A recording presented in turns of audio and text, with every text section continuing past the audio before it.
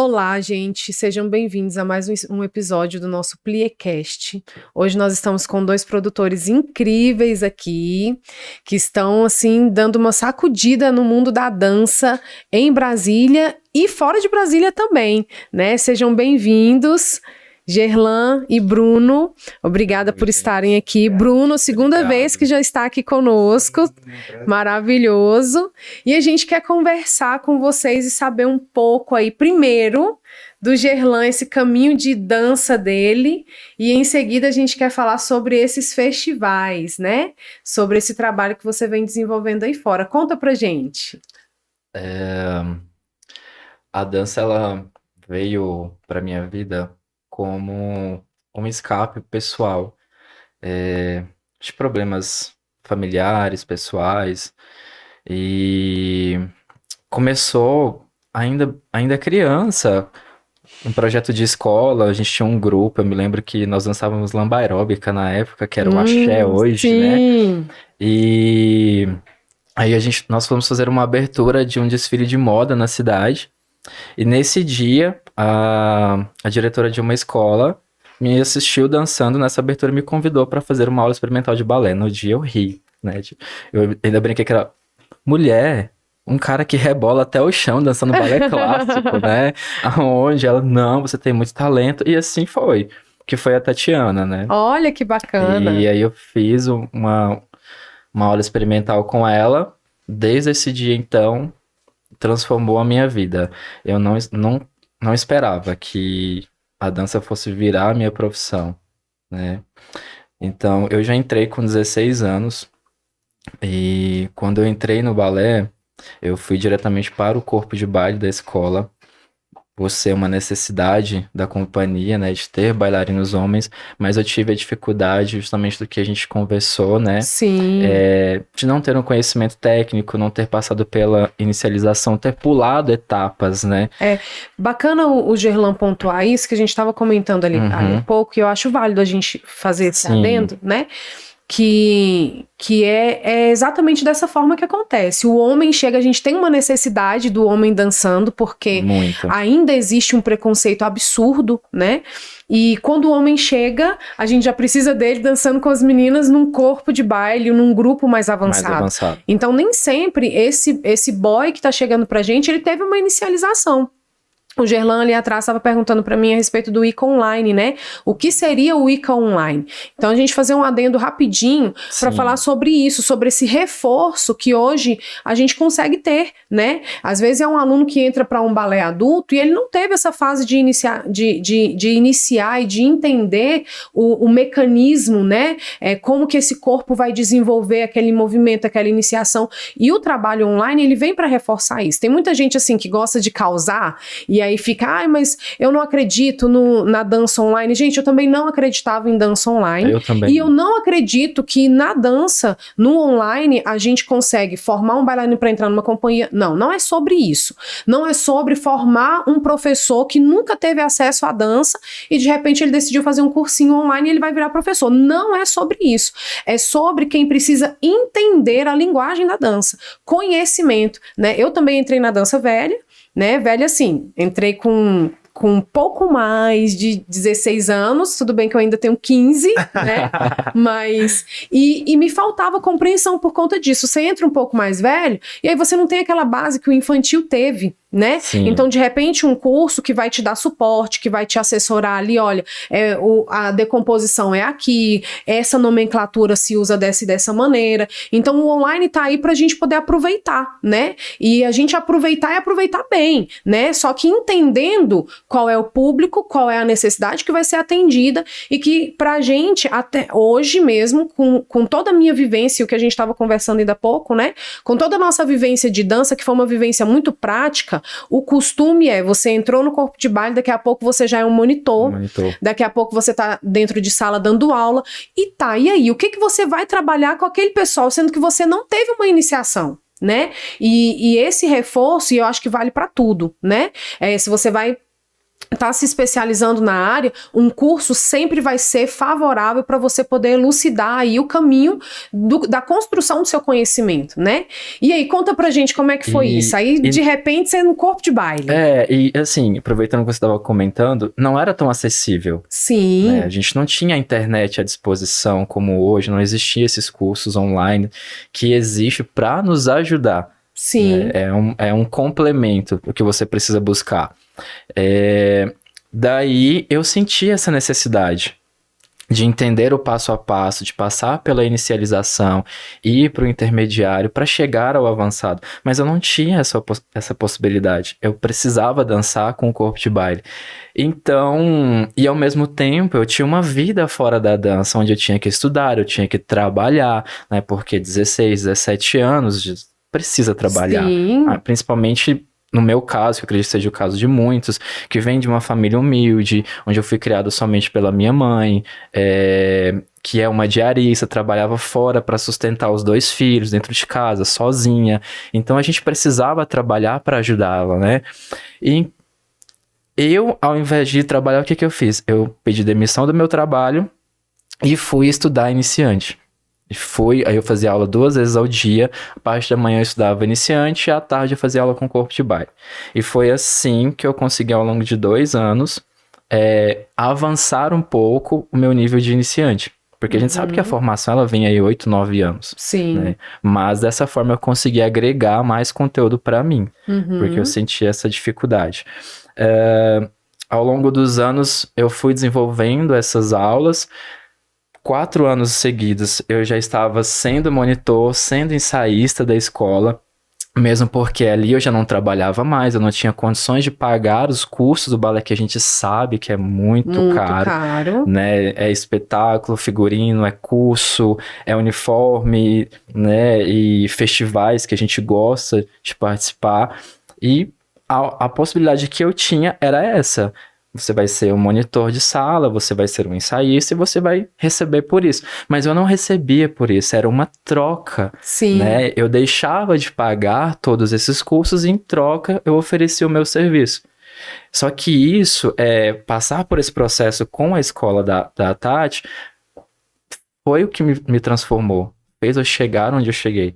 Até hoje. Construir o seu caminho, né? Muito, porque a partir dali eu fui conhecendo outros caminhos, outras possibilidades, mas no meio desse percurso eu tive 2 lesões no joelho esquerdo. Então passei por um processo cirúrgico, precisei ficar alguns meses de recuperação, fiquei alguns meses até mesmo sem andar, usando muletas. E daí começou a parte difícil, porque eu já não tinha mais a resistência física para ser um bailarino. Sim. E o próprio médico disse para mim, Gelan, ou você dança, ou você para. Se você dançar, você não vai ter mais joelho. E você vai ter que parar. Ué, doutor, então não tem alternativa, eu preciso parar de dançar. Mas como que no auge dos meus 23 anos eu paro de dançar? Eu tinha acabado de entrar, acabado de começar uma possível formação, né? E foi uma fase muito difícil para mim. Porém, eu fui entender que existia outros caminhos que eu poderia trilhar. Dentro da dança, né? Não necessariamente como bailarino. Se eu já era um monitor, por que não ser um professor? Né? Mas naquela época eu ainda não trabalhava e eu não tinha condições de pagar uma faculdade. Na minha cidade, eu morando em Goianésia, eu não tinha como eu ir para Anápolis, para Goiânia estudar, porque eu precisava estar ali. Então era muito difícil o acesso. Para gente que mora no interior, o acesso é muito complicado. Então a minha alternativa era o quê? Fazer cursos de formação de professores. E foi o que eu busquei. Fiz muitos cursos de formação para professores de balé clássico, de jazz contemporâneo. E aí sim eu me senti seguro para assumir uma sala de aula, porque eu também não me sentia à vontade de assumir uma sala de aula sem ter nenhum conhecimento técnico como professor. Olha que bacana isso, né? A gente vê muito isso, né, Bruno? Essa questão de você não tem condições, mas quem quer fazer direito encontra um caminho, né? Como você tá pontuando, encontrou um caminho. Eu vou procurar fazer curso para professor, eu vou entender, porque assim, a nossa realidade é diferente. Brasília não tem uma escola, uma faculdade de dança clássica. A gente tem o IFB, que oferece aí, técnico, né? Que oferece a licenciatura. Isso.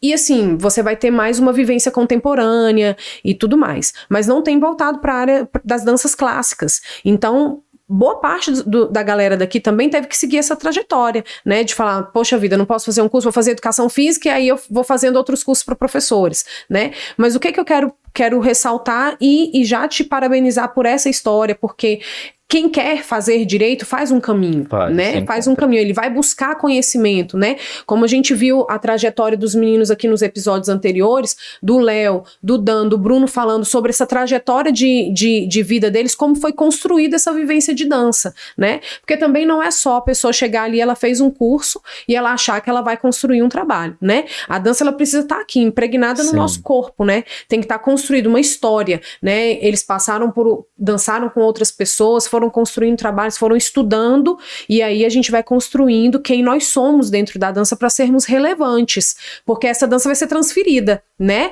Ela vai passar para uma outra geração, e é o que você está fazendo agora, né? Sim. Conta pra gente sobre isso. Depois que eu me senti confortável, aí eu fui para a sala de aula. Inclusive eu trabalhei alguns meses também aqui no entorno de Brasília, na cidade ocidental. Foi um dos primeiros trabalhos em escolas que eu participei, além, claro, do Tatianas Balé de Goianésia. E em 2017, para mim, foi o meu ano, sabe? 2017 literalmente foi o meu ano. Foi o ano de bênçãos na minha vida e de oportunidades também. Em 2017, eu recebi um convite para assumir um projeto de dança no município de Rialma. E naquela época ainda era um projeto de contraturno, de escola pública, né? Como a gente vê em muitas escolas. Sim. Então, o ensino do balé clássico ele era muito superficial. Existe, mas ele precisava de mais. E quando eu entrei, eu olhei o projeto e eu senti um potencial ali. Muito, sabe? A ponto de eu olhar as alunas e eu ficar arrepiado. Eu sei. Cara, sei bem como é. Né?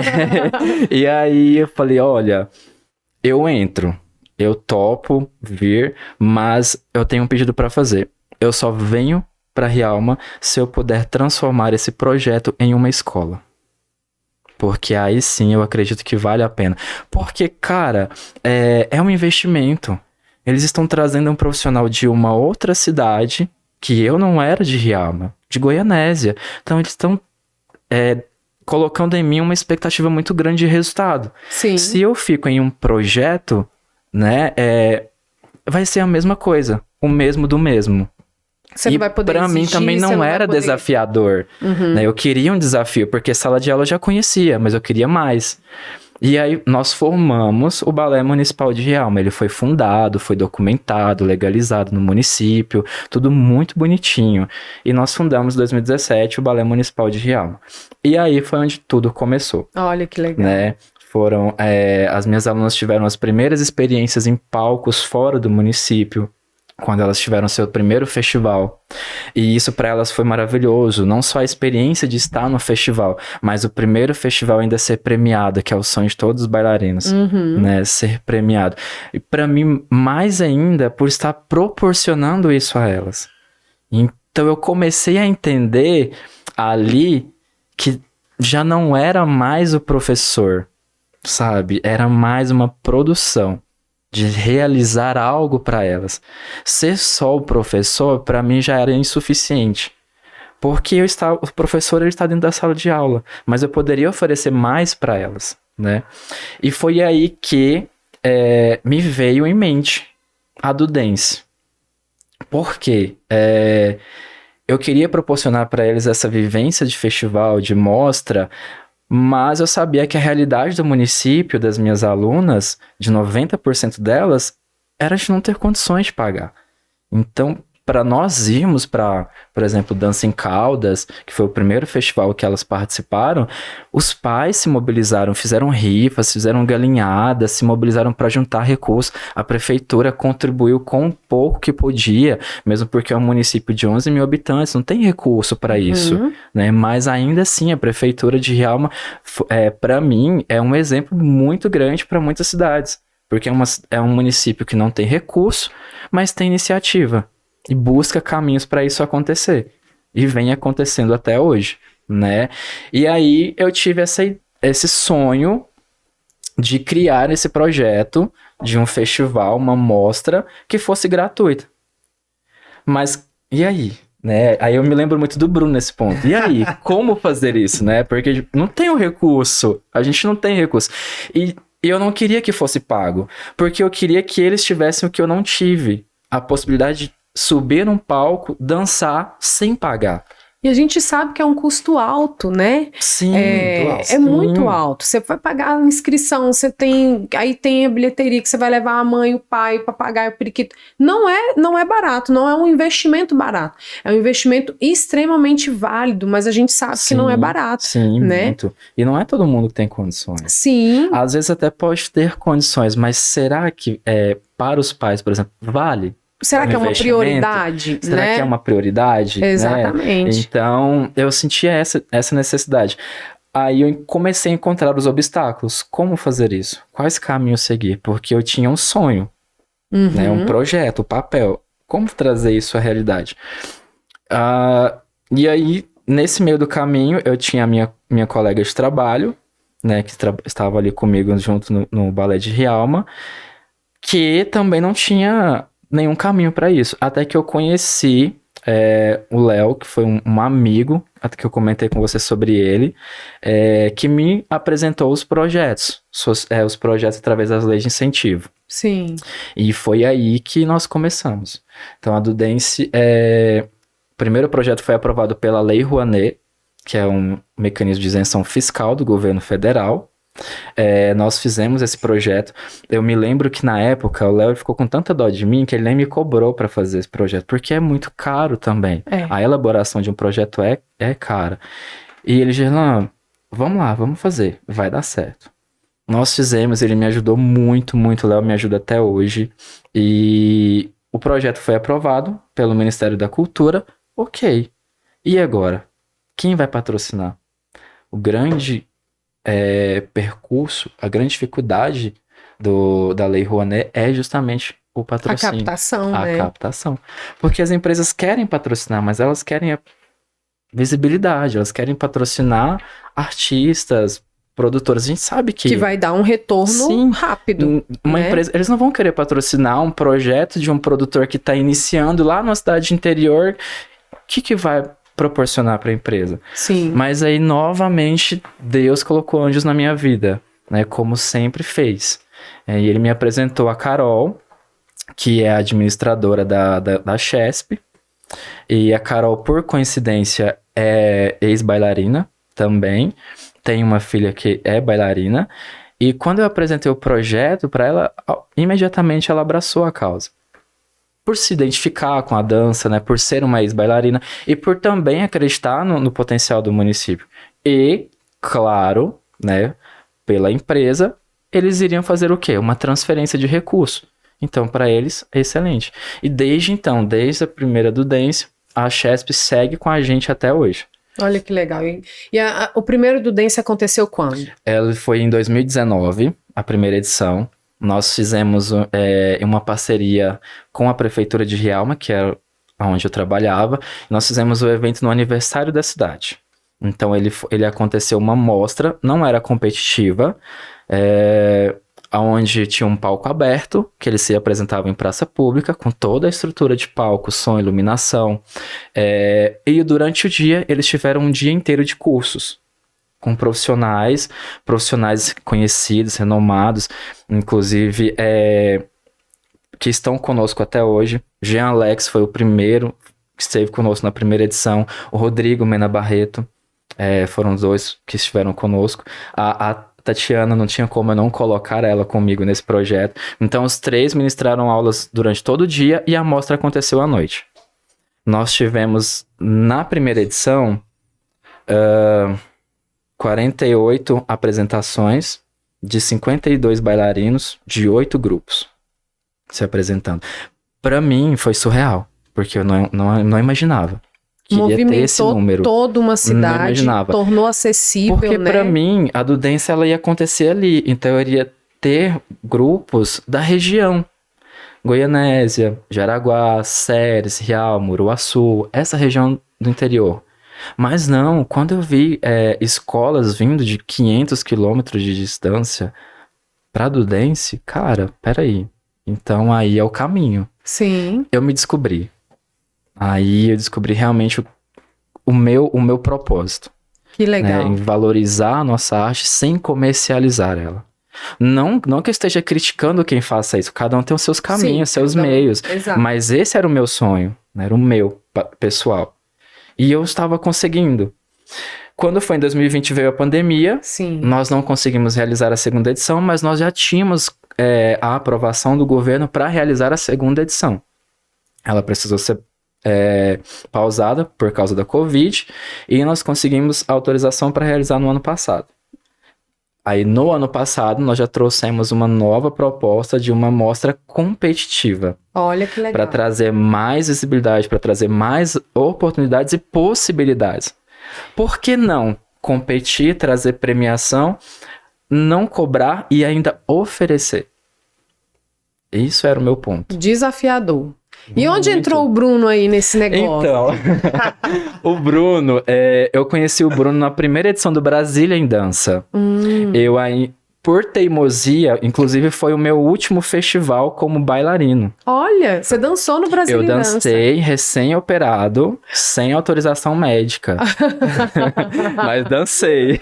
O bailarino sempre é teimoso, né? A gente é muito teimoso. Mas a gente não te julga, feliz. não. E lá como bailarino, eu conheci o Bruno como diretor, assim como todos os participantes, eu fiquei encantado com a organização do evento, e eu vi nele o potencial muito grande de estar comigo me ajudando. Uhum. Daí, imediatamente, logo em seguida, eu já procurei ele. Vem, vamos trabalhar comigo, vamos produzir. O que você quer que eu faça? Tudo. Me ajuda em tudo. Vem produzir, vai ser o meu produtor. E ele, graças a Deus, ele aceitou o convite. Veio trabalhar com a gente esse ano. É ruim porque ele não pode competir, não pode dançar, Sim, né? Verdade. Mas, ao mesmo tempo, ele agrega muito valor pro nosso evento. De toda forma, ele compartilha a dança, a organização artística dele, de toda forma a dança ganha, porque são visões diferentes, né? Então, ele completa muito a do dance. Com a visão, com o método de trabalho dele, com as possibilidades que ele cria, com as ideias que ele traz. Eu falo muito pra ele assim, ó, eu quero que seja assim, assim, assim. Tá, e aí? Não sei como, se vira. Né? Não sei como, eu quero. Né? Mas é isso. E aí, Bruno, como é que foi? Gerlan te chamou, falou, eu quero isso, agora faz. Então, ele foi no Brasília em Dança, né, e foi uma surpresa muito grata. Como eu tava falando, vocês falam muito sobre essa questão da dança, do profissional e tudo, e você mesma comentou, acredito que no podcast com o Rodrigo, sobre o lugar da dança de profissionalização, não necessariamente ser bailarino. Sim. Você pode se transformar num coreógrafo, diretor, professor, você pode ser um figurinista, um iluminador, então é muito essa área, assim como eu tenho me identificado como produtor cultural, hoje eu consigo me entender dessa forma. E aí era a primeira edição, ainda era muito inseguro, né? E aí quando as pessoas elogiavam muito, eu ficava, gente do céu, mas eu acho que é o mínimo, né? Não. E aí as pessoas falavam assim, não, mas eu tô acostumada a ir pra tais lugares, não tem o mínimo de organização e a atenção que vocês dão e tudo. Eu fiquei, nossa, ficou muito feliz. E o Gerlan falou bem assim, eu tô precisando de ajuda, não sei o que. Eu falei, Gerlan, eu tô indo competir na Dudência. Não dá pra eu poder te ajudar. Eu falei assim, o que você quiser de parte burocrática, eu consigo resolver pra você. Mas eu não consigo trabalhar pra você dentro do festival. Isso foi no ano passado, em novembro. Aí ele pegou e falou assim, não, então perfeito, isso faz isso, beleza, fui competir, foi muito bacana. E aí esse ano, terminou a Dudência, ele já falou assim, ano que vem eu quero você trabalhando comigo. Eu falei, tudo bem, em janeiro ele já me mandou mensagem, falou, o projeto já tá aprovado, não sei o que, barará, já te coloquei assim. Aí vou eu falar pro Leandro Mota, né? É o seguinte, a do Dance vai acontecer e é um festival que a Fly faz muita questão de ir, que foi uma das únicas viagens que nós conseguimos ir com o elenco completo. E aí eu falei pra ele, mas eu vou estar produzindo, então infelizmente eu não tenho como dançar, né? Me odiaram nesse momento. Aí corta pro Léo, né? E aí, assim, ele falou, não, amigo, tá certo. E de fato, eu venho nessa crescente, nesse lugar, né? E aí eu fui levar um pouco da minha experiência, que era pouca, né? Mas com muito empenho, com muita dedicação para a do Dance. E aí, eu entro muito nessa pauta que o Gerlan fala sobre um evento totalmente gratuito, né?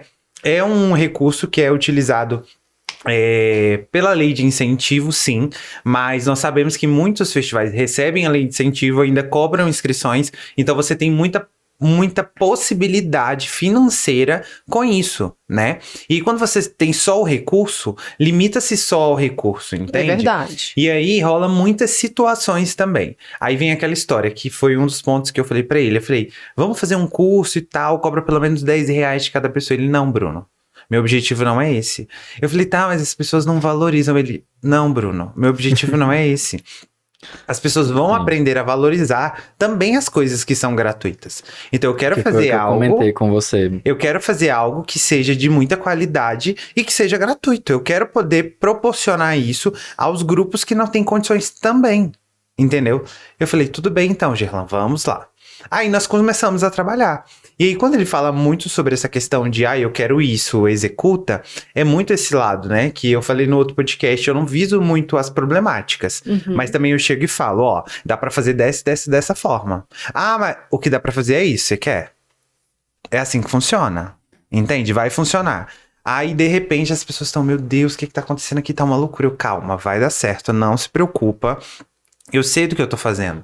E aí, nessa última edição, inclusive, desse ano, né, aconteceu, por exemplo, de grupos que se inscrevem, né, dão o seu aval de que estarão lá, gastam seu tempo preenchendo uma ficha, é um número de inscrições limitados, justamente por ser gratuito, é limitado por grupo, a quantidade de inscrições, para que nós possamos tentar atender o máximo de grupos possíveis e que todos sejam beneficiados, e que não se torne um festival cansativo.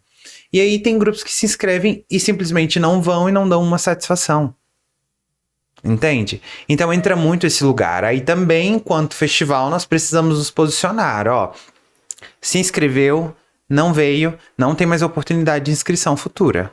É porque, olha só, que ideia sensacional. A gente já sabe que dança não é algo barato. Sim. Ainda que você seja bolsista, ainda que de alguma forma o conhecimento chegue para você de uma maneira gratuita, você ainda tem um custo com tudo que você vai precisar para usar na sua dança, Sim. né?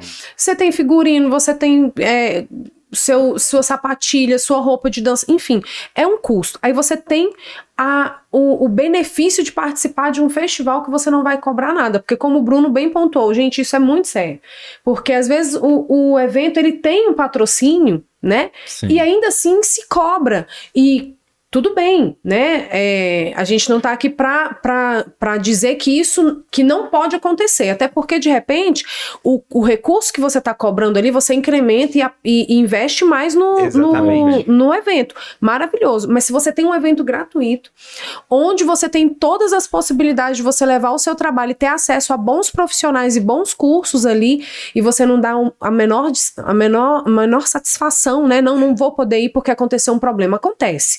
Agora, não dar a satisfação, né, e acho bacana a gente trazer isso, que esse seja o nosso lugar de fala mesmo, para que a gente quebre essa coisa de que porque é de graça não tem valor, né, que porque é de graça não é bom, porque está sendo dado, então, não, a gente quebrar isso, porque é um festival de muito peso, né, bem como a gente tem visto aí a evolução do Brasil em dança, e que eu acho um absurdo não se ter um patrocinador, né? É um evento, o ano passado vocês trabalharam com 1.000 bailarinos dançando praticamente, né? Um evento enorme, e o quanto a dança tem um peso na formação do indivíduo, Sim. né? Então as empresas aí, ó, o pessoal que estiver assistindo, compartilha, né? Fica a dica, curte, já encaminha para aquele empresário que tem condições de patrocinar, sabe? Porque daqui a gente vê trabalhos incríveis acontecendo, pessoas sendo transformadas, bailarinos sendo muito bem investidos e que vai estar aí, ó, sendo agente transformador na sociedade. E a gente precisa valorizar, né? Exato. E o valorizar não é só bater palma, é ir lá e colocar a mão na massa também, Exato. Né? E aí é muito também, é o que eu falei, né, no outro pod, por exemplo, a nossa inscrição ela é extremamente acessível, né, baseado em outros festivais. E mesmo assim a gente consegue realizar. O Gerlan, ele fala assim, você é louco. Muito. Como é que você faz um evento sem dinheiro? Ele falou bem assim, ele falou desse jeito. Ele falou, quanto que você começou o primeiro festival? Eu falei, com R$0. A gente já tava contando, né, com o ovo na galinha. Sim. Então é literalmente isso. E aí ele fala muito que o meu desafio maior é esse, de fazer sem grana mesmo. E aí, o desafio dele eu acho maior ainda. Porque ele tem um recurso para executar, mas para quem já foi, é uma cidade de interior mesmo. É muito difícil. Lá não tem mão de obra. Entende? Não existe acesso. Por exemplo, a cidade fica aqui, mas o próprio auditório que acontece o evento fica a 10 quilômetros da cidade. Entende? É tipo como se fosse uma zona rural, não sei, algo assim, mais ou menos. É um campus. Então, assim, é muito desafiador. Por exemplo, ele precisa contratar uma empresa, por exemplo, lá é um auditório, então a vontade dele é que fosse num teatro, então ele tenta aproximar o máximo possível. Esse ano a estrutura ficou incrível, sabe? Ele aumentou a estrutura, ele se preocupa muito com esse lance de tipo, eu quero algo de qualidade, eu quero algo bonito, um palco bonito, ou a galera que fez a fotografia veio de Minas, entende? A galera da filmagem veio de Brasília. Então, por exemplo, para os jurados chegarem lá, eles precisam descer em Goiânia ou em Brasília. De Goiânia são 2 horas no mínimo. De Brasília são 3 horas, entende? Então você pensa trazer 12 jurados de diferentes estados do país, você tem que organizar uma logística, cada jurado tem um horário, cada jurado tem uma agenda, e aí você tem que pegar, buscar, levar, não sei o que, e pá, e tem curso, e isso e aquilo. Chegou a cidade a não ter disponibilidade de vaga de hotel. Entende? Então, assim, é um desafio muito grande para ele, porque ele precisa fazer com que as pessoas comprem essa ideia dele. Mesmo com recursos, as pessoas muitas vezes não querem saber. Assim como ele escutou, o que você faz? Uhum. Por que você faz nessa cidade? Por que você não leva esse festival para outro lugar? Entende? E tá tudo bem, mas assim, hoje ele tem uma patrocinadora lá, que é a Chesp, que abraça essa causa. E ele tem feito Rialma crescer, séries crescer, entende? Por conta dessa persistência. Então eu acho que não é você mudar a localidade, mas as pessoas também precisam entender que a arte ela precisa ser fomentada em diversos lugares. Exatamente. É o que eu falei, né, no outro pod. Por exemplo, Brasília sempre foi muito centralizadora, né? A dança, ela sempre acontecia ali, no miolo do plano piloto, né? E até hoje, se você faz um evento em Taguatinga, em Ceilândia, muitas pessoas não vão porque é Taguatinga e porque é Ceilândia. Não, se falar Ceilândia, então... Isso é um fato, né? Inclusive, já aconteceu, por exemplo, de pessoas falarem, porque você não faz tal teatro, assim, assim, assim. Gente, é o seguinte... Nós já estamos em Taguatinga, nós já temos essa limitação. E fora isso também, principalmente aqui em Brasília, a gente precisa se preocupar num ponto estratégico. Por exemplo, onde eu vou ter comércio de alimentação, onde eu vou ter hotel próximo, vou ter opção de Airbnb, onde os grupos vão se locomover, onde eu vou ter alojamento. Porque também não adianta eu fazer um teatro que é incrível, é maravilhoso, é perfeito, e eu não ter nenhuma logística próxima. Não conseguir atender essas pessoas. Né? Por exemplo, nós recebemos 950 bailarinos na última edição do Brasília. Imagina se 400 desses bailarinos vêm de fora. O que eu faço com isso? Então, ele tem toda essa preocupação. Por isso que eu falo que o desafio dele é maior. A escola de alojamento que nós ficamos lá é uma escola maravilhosa, grande, com muitas opções de banheiro, entendeu? Então, hoje ele tem feito com que a cidade se movimente. Na segunda edição, foi um pouco mais complexo, né? Com a questão de alimentação, com a questão de tudo, porque, de fato, se você for num teatro, você sempre vai encontrar aquelas vendinhas fora, né? Uhum. Lá, na segunda edição, não tinha. A mulher que foi vender cachorro-quente, pra você ter ideia, acabou tudo dela. Acabou. Tipo assim, deu tal horário, eu não tenho mais nada. Ela tinha vendido tudo, porque nem ela imaginava que seria aquela movimentação toda. Nesse outro ano agora, a gente já conseguiu se organizar. Então tinha outros restaurantes que funcionaram até mais tarde e atendiam. Foi muito mais tranquilo. Então assim, ver o trabalho que ele vem executando numa cidade de interior, com esse objetivo, com essa força, é muito bacana. Então a gente precisa sim valorizar esses esforços e aproveitar e valorizar essas oportunidades, porque não é todos os dias que a gente tem a oportunidade de ir para um festival gratuito. Nossa, com certeza. Eu entendo que o profissional, por mais que você tenha uma formação, uma capacitação, essa capacitação, para mim, ela vem da vivência. A experiência em si. Quando eu fiz a primeira do Dance, foram eu e a minha colega de trabalho. Nós dois, duas mães, e nós fizemos acontecer. 4 pessoas. Na segunda edição, eu tinha um sonho ainda maior, né? Trazer a mostra competitiva para que a gente pudesse expandir esse projeto. Tá, mas aí entra o que o Bruno comentou. E a mão de obra?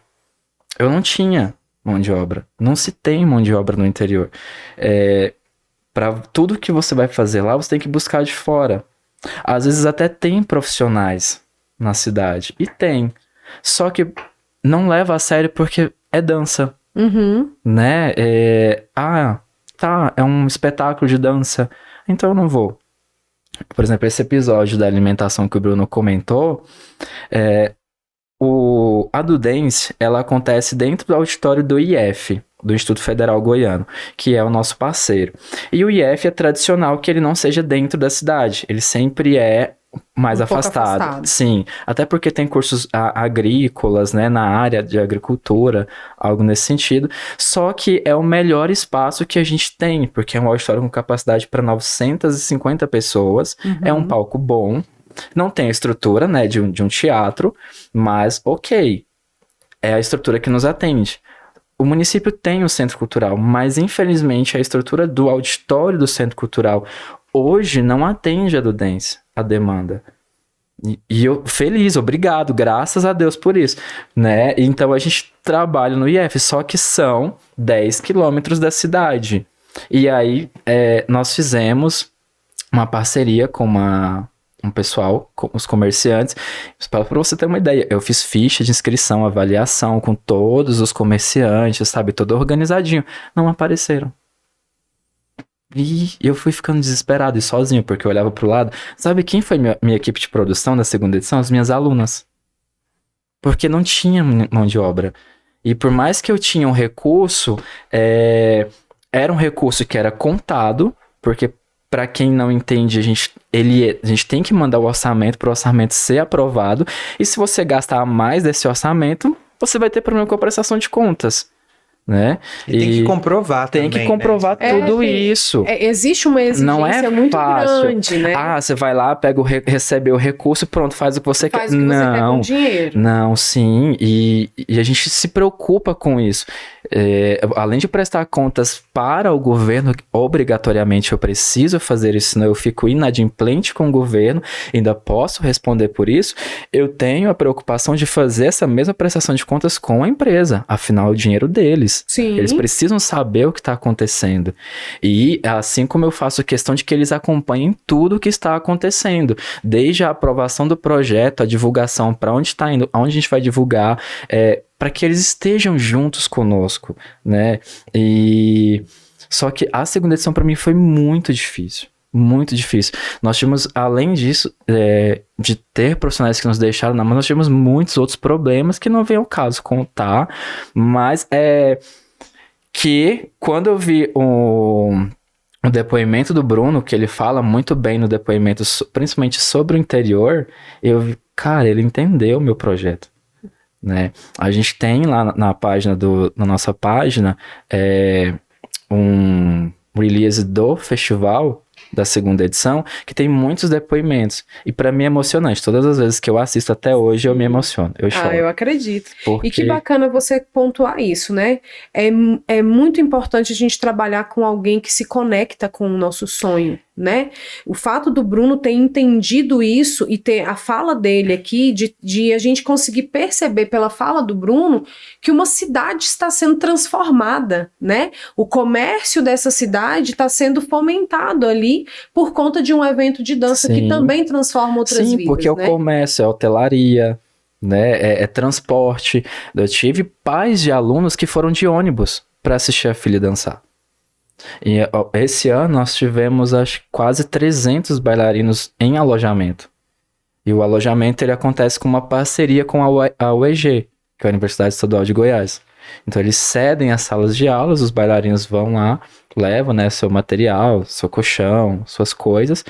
E como o Bruno falou, o espaço é muito bom, porque a gente também se preocupa com isso. Eu comento muito com o Bruno nas nossas reuniões, dessa preocupação que eu tenho de trazer um atrativo para o público vir para o interior.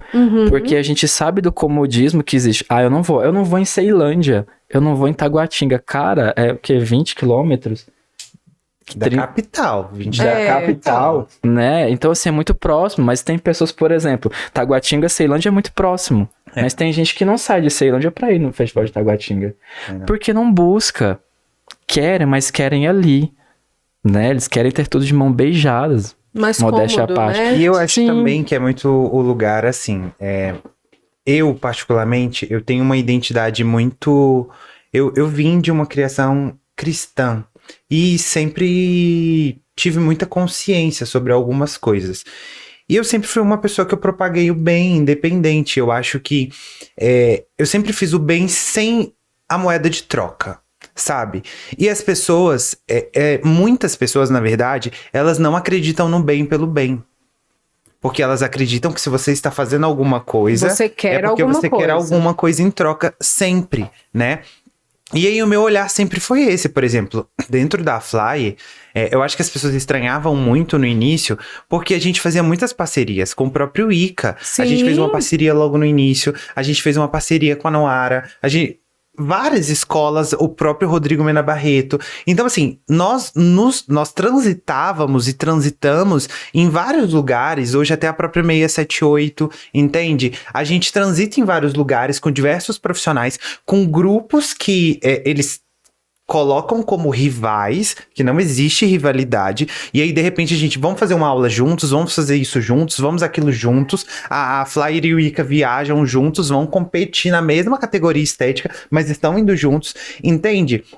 E aí as pessoas colocam muito as coisas nesse lugar da rivalidade, sabe? E aí eu acho que eles precisam começar a olhar com outros olhos para essas pessoas que fazem a dança pela dança. Sim. Entende? Eu lembro bem da Érica Cruzara, inclusive eu acho que vai sair um episódio dela, não vai? Vai sim. Que ela falava bem assim, eu gosto muito de você porque você pensa a dança como eu penso, sabe? Você não se deixou vender, vamos se dizer assim, sabe? Então é muito essa questão, aquelas pessoas que ainda fazem a arte, a dança porque elas gostam. Óbvio, nós precisamos ser remunerados pelo nosso trabalho, que é um trabalho assim como qualquer outro. Sim. E aí é o que eu falo, por exemplo, se eu parar pra pensar hoje, por exemplo, eu mais invisto nos projetos do que eu tenho retorno. Até porque eu estou numa caminhada, é totalmente diferente. Futuramente são outros 500. Assim como, sabe, as pessoas precisam ver esse lugar de ter mais cuidado, sabe? Eu fico vendo hoje, parece que as pessoas vão muito nos festivais assim, deixa eu ver a premiação. Exatamente. Porque assim, se garantem num lugar de que eu vou levar melhor grupo, então eu só vou pra lá porque a premiação é tanto. e não pela experiência, né? Para agregar na sua história, na sua caminhada. Eu lembro que quando aconteceu das nossas meninas irem para Rialma, eu estava grávida, né? Então tive que mandar a Sâmia com a Adria. E eu procurei hotel e não achava. Não tinha. Não tinha mais hotel de jeito nenhum. Eu falei, gente, mas como assim? E aí eu fiquei, né? E daí eles comentaram, né? Olha, a gente ficou hospedado assim, a gente levou colchão dessa forma, foi desse jeito, no alojamento ficou assim, assado. E, gente, que experiência tão fantástica, sabe? Porque hoje os nossos jovens não têm isso. Não tem. Aquela coisa de você brincar na rua, de você fazer amigo com o filho do vizinho, não acontece, né? Às vezes até mesmo o brincar de roda, né? O pular, o correr, o se esconder, a gente não tem. E a dança possibilita toda essa experiência, Sim. né? Desde a movimentação até esse tipo de experiência que é de extrema validade. Então, é uma coisa que a gente precisa mesmo pontuar e que a gente precisa desmistificar, como você falou, a questão da rivalidade. Eu sou de uma época onde a gente tinha, assim, eu morria de medo de festival, porque eu já comecei velha. Né? Então exato, eu falava assim, rapaz, se eu for, eu tenho que ir muito convicta de que eu vou apanhar, então eu tenho que ter emocional para segurar, né? Eu não vou ganhar, o pensamento já é esse, exatamente, o pensamento já é esse. E aí você chega lá e o pessoal já te mede, ninguém te cumprimenta, né? Na minha época era assim, você era rival mesmo, né? Não tinha essa coisa de você compartilhar, de você agregar, de você respeitar a dança do outro e tal. E eu acredito, assim, que a Flyer, primeiro, né?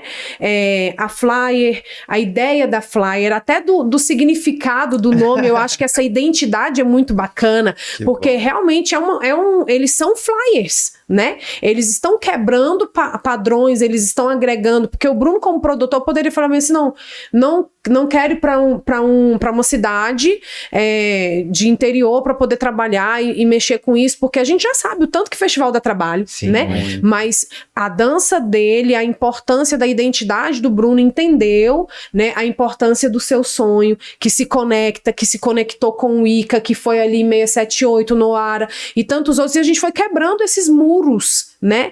Como é importante, eu comentei com algumas pessoas a respeito desse novo momento da dança da gente, né?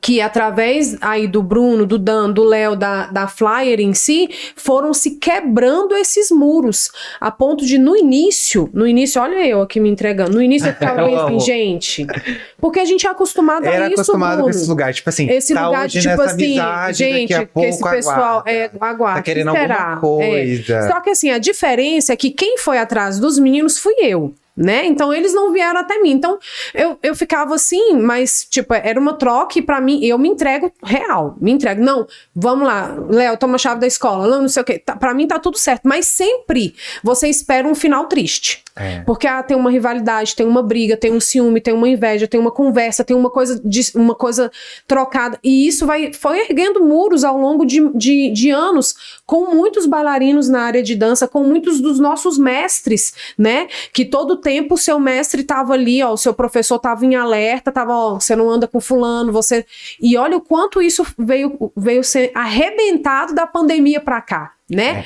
Eu nessa transição, quando eu fui me tornando produtor, na verdade, foi um período que eu tinha acabado também de morar sozinho, né? Eu tinha saído de casa já tinha uns 5 anos, mas eu não tinha morado só. Eu fiz terapia de autoconhecimento, não sei o que, parará. Logo depois de um ano eu me tornei produtor. E aí, eu era uma pessoa que eu ouvia muito as pessoas acabarem comigo e eu não falava nada, né? E depois eu fui pro oposto disso. Eu era muito reativo. Até que eu falei, cara, isso não é legal. Entendeu? E eu já estava na Flyer. E aí, teve um dia, eu lembro até hoje, foi na Mostra Só 23, nem existia prêmio ainda. O Léo me chamou pra almoçar e falou bem assim, Bruno, ó, eu preciso te preparar. A Flyer toda quer conversar com você. E eles estão insatisfeitos com isso, que você é assim. Então não quero que você se chateie, não sei o que. Eu falei, não, tá tranquilo. E aí foi uma roda de conversa mesmo. Eu fui extremamente bombardeado nesse dia. E aí eu comecei a refletir, cara, mas preciso rever isso, e tá tudo bem, nunca foi um problema. E depois disso eu comecei a levar as coisas pra mim de uma forma muito transparente. Então assim, eu busco ser muito sincero nas minhas relações e deixar tudo muito claro. Então quando começaram essas parcerias, sempre foram muito assim, tipo, ó, é isso, isso. O combinado que não sai caro a ninguém. Sim, quando nós chegamos na Noara, e aí nós falamos, ó, nossa ideia é essa, é assim, assim, assim. Ela, ó, mas ó isso, ó aquilo. Não, nossa ideia é isso e aquilo. Tínhamos várias conversas com o Rodrigo Mena Barreto, ó, muito às claras, sempre tudo, separando o profissional do pessoal. Várias conversas já tivemos com você também, né? Então, assim, é muito esse lugar. E aí a Flyer também me trouxe Nós temos o feedback, né? Eu esqueci o nome que a gente utiliza agora. Mas a gente tem o costume do feedback. Sempre que a gente passa por um processo que a gente percebe que é motivador ou alguma coisa assim, por exemplo, veio uma pessoa de fora da curso, depois a gente pede um feedback, aconteceu um momento tipo de terminar um balé que a gente percebeu que foi algo que tocou muito todo mundo, a gente tem esse feedback. E eu levo isso pra minha vida. Então, na primeira edição do Brasileiro Dança eu fiz isso. Logo depois que eu terminei de trabalhar com o Gerlan, na edição desse ano, a gente teve uma conversa de feedback, porque eu acho que isso é muito importante, sim, né? Pra gente poder deixar essas relações claras e estabelecidas. Porque é horrível aquelas situações de acabou por isso, acabou por aquilo outro. Eu não me importo o que falem, desde que tenham razão. Eu tenho a minha consciência super tranquila com relação a tudo, sabe, Chay? Eu sempre falo, estão falando isso, estão falando aquilo outro. Tá, mas pra mim não faz sentido. Porque eu tenho essa consciência limpa. Então, nosso trabalho também é muito nesse lugar, sabe? Tipo, da transparência. O Gerlan fala, isso aqui, ó, não gostei, achei muito ruim. No início, a gente teve alguns embates, assim, muito do sentido de... Ele fala, eu queria assim, assim, assim. Eu falei, eu não vejo dessa forma, assim, assim, assim. Mas o festival é seu. Eu estou aqui para trabalhar para você. Então, se você quer dessa forma, eu vou fazer dessa forma. Ele precisa ter a sua cara, ele precisa ter o seu jeito, ele precisa ter a sua identidade. E olha que legal, esse respeito, né? Sim, sempre nesse lugar. De você conseguir levar e valorizar a identidade daquele que criou. Sim. E a gente sabe que no meio artístico nem sempre foi assim, né? É uma construção nova, é um respeito que tá chegando agora, né? E como você falou, né? Ali nesse momento ali, eu imagino como não deve ser o coração ali naquele momento de você ouvir, absorver e falar, caramba, vou repensar, vou ver como é que é, isso daqui eu vou avaliar, aquilo dali eu vou absorver. Eu conversei com um amigo esses dias e eu falei bem assim, olha, a nossa amizade é um casamento, não tem divórcio não. A gente resolve as coisas. Sim. Porque as pessoas aprenderam a não resolver as coisas, a deixar para trás e falar mal, né? Não resolvi, fechei o coração, mas eu também não sentei, não alinhei, também não esqueci. E com isso, qualquer trabalho que você constrói nessa estrutura é um trabalho que vai ser levado e ele vai ser derrubado logo lá na frente, né? Exatamente. Mas trabalhos com a identidade sendo respeitada, como a gente vê os festivais de vocês acontecendo, com essa seriedade, com esse princípio de honra, né? Onde você honra a identidade do outro. Porque você poderia falar assim, não, vou fazer aqui do meu jeito, porque eu já tô um pouquinho mais à frente, eu já fiz o outro ali, então eu vou fazer com a minha cara, porque eu sei que vai dar certo. Não, Gerlan, respeito tem que ser a sua cara. Isso é de muito valor, né? E tem que respeitar mesmo, gente. E na verdade ele fala isso mais do que eu. Muito mais. Por exemplo, a gente tem as nossas conversas no WhatsApp. Oi, patrão. Não. Eu falo. Oi, chefe. Não. Não, mas eu falo meu parceiro. Né? Aí eu falo assim, tem que ser a sua identidade, a sua cara. Mas eu penso assim, cara, mas ele já tem uma experiência, ele já tem uma vivência. Então é importante. Mas, Chay, o Bruno vai concordar com isso. Sabe o que é o problema? Eu sou muito inseguro. Muito. Eu tenho muito medo de errar. E é em tudo. É no pessoal, no profissional, em tudo. Então isso acaba me prejudicando, porque eu quero ser muito assertivo, né? Enquanto você, participante da Dudance, está ali e sair literalmente satisfeita. Mas olha, Gerlan, eu me identifico um pouco com essa sua fala aí, viu? A vida toda eu sempre empurrei Sami, empurrei Adria e fiquei na retaguarda, porque eu falava assim, não, eu resolvo o que é pepino grande, eu resolvo aqui, eu seguro, mas você sabe que vai ser melhor. Você... Sim. E que bom que você, assim como eu, encontramos outros Brunos no nosso caminho que respeitou a nossa identidade independente da nossa insegurança. Por quê? Porque sem essa nossa identidade, é só mais um evento, é só mais uma escola, é só mais um trabalho, sabe? E se a gente, mesmo com a nossa insegurança, mesmo com medo, a gente tem que ir com tudo, Sim. né? E isso eu não aprendi antes não, tô aprendendo agora, sabe? Eu também. Aparecer, a mostrar a cara. Porque se a gente não fizer isso, não é que o outro vai aparecer mais. É só porque a nossa essência se perde. E aquilo dali não vai ser a mesma coisa. Porque o evento do Bruno vai ter a essência dele. E o evento da gente, o seu evento, e a minha escola, e o meu trabalho, tem que ter a nossa essência. Senão, simplesmente se perde, né? E a gente tem que ir independente da insegurança. Que bom que a gente tem Brunos na nossa vida. Sim. Tanto é que quando você me convidou pra ver, automaticamente, eu preciso levar o Bruno, né? Meu step aqui, ó. Porque senão não dá. Mas não é só eu, sabe, Chay? Eu sempre fiz questão de enaltecer a todos que passaram pela minha vida profissional. Honrar, né? Respeitar, valorizar cada profissional que eu aprendi com eles, né? Então não é sobre... o profissional, é sobre a pessoa também. Sim. Sabe? E hoje você não vê muito isso, essa valorização do seu trabalho. E talvez isso faz com que você não entregue um trabalho com excelência. Porque a gente, por mais que a gente não espere um resultado, ou que seja financeiro, a gente quer receber algo, nem que seja um feedback sobre isso. É como a gente falou, nem tudo é sobre dinheiro, não, né? Jamais. Como o Bruno falou, olha, ele tá numa caminhada que, assim, tudo bem, não vou receber agora porque eu tô construindo um caminho aqui, mas não quer dizer que a honra, o elogio, o feedback, o reconhecimento não sejam bem-vindos. Na verdade, eles são o nosso maior combustível agora, porque o dinheiro ele vai vir, você foi pago, daqui a pouco esse valor ele também se vai, né? Mas o que fica é essa honra, né? É esse feedback, é essa transformação que te construiu como artista, como profissional. E eu falo também muito das janelas de oportunidades, né? Óbvio que eu acredito que nós somos profissionais e que todo mundo precisa receber pelo que trabalha, né? Com certeza. É defendido muito essa bandeira, né? Que às vezes alguém quer que alguém faça alguma coisa de graça.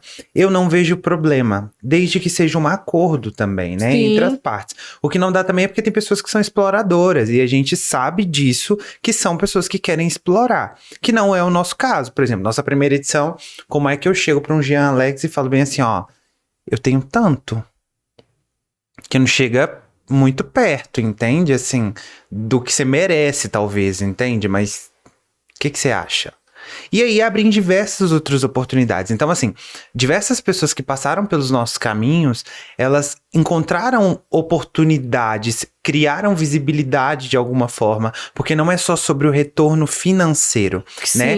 Eu gosto muito de falar, o próprio exemplo do Carlos Aguiar, eu conversei com ele essa semana, que é um fotógrafo de dança fantástico aqui em Brasília, cara, depois de Brasília em Dança, ele foi pra Goianésia, ele foi pra Rialma, ele foi pra Goiânia, ele foi pra Paracatu, ele foi pra diversas outras escolas em Brasília, e ele falou pra mim essa semana passada, ele falou assim, Bruno, foi graças ao Brasília em Dança, entende? Então é muito também a gente saber entender que o retorno ele vem. A gente precisa saber como investir nesse lugar, sabe? Então é muito isso, por exemplo, hoje eu tô na Dudense porque o Gerlan me viu no Brasília em Dança. Então, diversos coreógrafos têm a oportunidade de serem vistos em festivais. Sim. O próprio Rodrigo Mena Barreto, ele já falou comigo várias vezes, falou, Bruno, existem festivais que são muito bons pra gente ter visibilidade, né? Então, assim, são oportunidades também, né? Por exemplo, vamos supor, o coreógrafo tal foi visto em tal festival, várias outras escolas estavam lá, caracas, olha que interessante essa forma, vou querer trazer ele. Quantos profissionais que estiveram no Brasília em Dança, que foram para grupos que estiveram presentes logo sequencialmente, Sim. porque viram o potencial e falaram, caracas, não conhecia. Entende? Então é essa janela de oportunidades. A gente também precisa entender que também existe esse espaço no meio da dança, com sabe? Certeza, com certeza. Em algum momento aqui, a gente tá aqui com o Save the Date do Dance, né? E a gente quer convidar vocês da área da dança que se arrisquem, se joguem, vamos conhecer Rialma, vamos conhecer séries, vamos levar colchão, vamos levar o seu travesseiro aí, tá? Gente, você vai pagar o transporte e a alimentação. Exatamente, exatamente. E vai ter uma experiência incrível, com muito trabalho de qualidade, porque quem tá acompanhando aí o Insta, tá vendo muita foto incrível, porque se aquelas fotos foram capturadas ali, porque os trabalhos foram de extrema excelência, né? Então, que vocês possam aí ficar atentos. Os meninos vão estar divulgando aí quando vão abrir as inscrições, né? Para esse festival maravilhoso. A gente vai aproveitar para anunciar o regulamento. O regulamento ele vai estar disponível lá no site do Festival Online, como todos os anos. Hoje, após o podcast, já vai estar disponível para que as pessoas possam ler o regulamento, estudar, conhecer a nossa proposta, ver que nós temos muitas novidades, né, para essa 4ª edição. Em breve a gente vai estar aí trazendo também os jurados, né, nossos convidados.